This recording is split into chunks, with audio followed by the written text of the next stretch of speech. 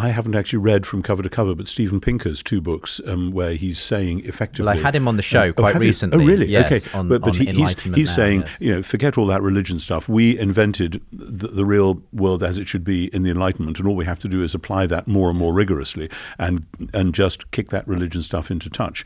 And it's very interesting that some commentators have said, well, if that was going to be the case, it would work in America better than anywhere else, and look at America and what's actually happening, and you'll see that it doesn't. But I think I want to respond with what Pope Benedict said 10 years ago when he was speaking at the United Nations, when he said that the whole idea of human rights is absolutely rooted in the Judeo-Christian tradition. And if you try and get the fruits of that without the roots, all you'll get is the thing will collapse into shrill special interest rhetoric, everyone claiming the status of victim and now, shouting when at I each had other, which is exactly what Well, we of are. course, but the power of victimhood is yeah. again something that is part of the revolutionary inheritance of Christianity. Yes. Because that is the point of the crucifixion. And nobody in Caesar's world would have said, "Oh, I'm a victim, therefore I've got to be prioritised." So Paul calls it a scandal. But when I had absolutely. Steven Pinker in the very chair Yes, you're yes. sitting in right now, Tom Wright, his response to this argument, which at this point was being put by Nick Spencer, who's written a very good book as well on the evolution of the West, making this very argument.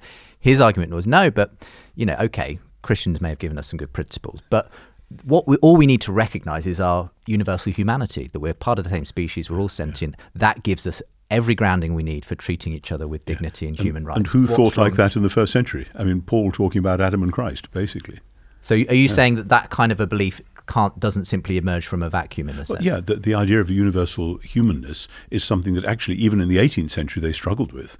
When missionaries went to America and came back arguing about whether the American Indians had souls or not. Right. Were they really the same species as us? And then John Wesley and George Whitefield and so on saying, no, these people have to be taught to love God like any of us. And so there's stuff going on there which is, again, rooted in the Christian and you're faith. part of the pushback on this in a way, aren't you? I mean, it seems to me that the most influential phrase for understanding why we have a notion of a kind of common humanity is in Galatians, where Paul says, that there is no neither Jew nor Greek, neither slave nor free, neither male nor female, and there you have this idea that we are. Of course, he goes on to say in Christ Jesus, and that for the contemporary world is.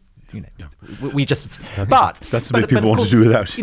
But of course, there is an issue there, as Daniel Boyarin, in a fascinated Jewish scholar writing about Paul, says, so Jewishness and Greekness gets dissolved into this universal humanity. But what if I, as a Jew, want to stay a Jew?